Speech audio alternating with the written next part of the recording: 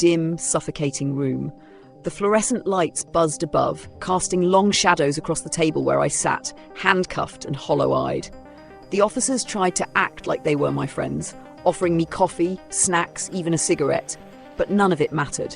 I hadn't slept in 2 days. My head pounded, my thoughts tangled. "I told you," I rasped, my voice barely more than a whisper. "I don't know that man. I don't know the others either. I just saw their posts on a forum, place where people talked about ghosts and the supernatural." The officer across from me, Bowles, leaned forward, his eyes narrowed. "You say that, but we found you at the scene. A mutilated body. You had no blood on you, sure, but you were there." He paused, his voice lowering. "The victim's name was Stan Smith. That's my son's name too." That shook me, just for a moment. The second officer had stepped out. It was just Bowles and me now, and I saw my chance. He wanted answers, real ones. But logic didn't apply to what had happened that night. "We performed a ritual," I admitted, looking him in the eye. "It was supposed to be harmless, a simple summoning." Bowles raised a skeptical brow. "You summoned a demon?" "No," I said. "We summoned Satan." He didn't laugh. He just stared. I kept going, the truth pouring out like poison. "Summoning's not hard. You'd be surprised how many of the ingredients are in your kitchen. A circle of salt, some blood, a candle. One wrong word, though, and it all goes to hell." Someone in the group had gotten cocky. They overreached, said words they didn't understand.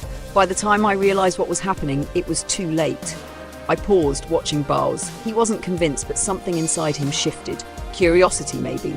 Doubt, and that gave me an idea. "If I show you," I said, "will you believe me?" He blinked. "Show me?" "A ritual. Let me demonstrate. If it fails, you get your confession. I'll sign whatever you want. But if it works..." I let the sentence hang in the air. He hesitated, then nodded slowly. "Fine. Write down what you need." The items were simple. Salt, a candle, a knife, a bowl. Most could be found in any kitchen. Bowles left to gather them, and for the first time since this nightmare began, I felt a sliver of hope. Maybe I could get out of this. Maybe I could strike a deal. Satan wasn't a mindless monster. He was brutal, yes, but logical. My old mentor had once spoken to him, traded his soul for a life of success. I wasn't aiming that high. I just wanted freedom. When Bowles returned with the items and a notepad for my confession, I set to work. He watched from the corner, arms crossed, amused but wary. I moved the table aside and drew the circle on the floor, bit my finger, let the blood fall. Then I knelt, closed my eyes and began to chant. The lights flickered, the ground trembled. Heat surged through the room. Bowles stiffened, disbelief written all over his face. I finished the chant and held my breath. For a moment, nothing happened. Then a shape dropped into the center of the circle with a sickening thud. I gasped at the smell, the blood. It was too small, too fragile. I stared at the leg, tiny, twisted, clad in blood-stained pajamas. No, I had summoned a child. I collapsed, my body breaking the salt circle, my mouth filled with something sweet. Sugar. I had used sugar instead of salt. One mistake, one horrifying consequence. I looked up at Bowles. His face had gone pale. His eyes were wide and wet. What did you say your son's name was?"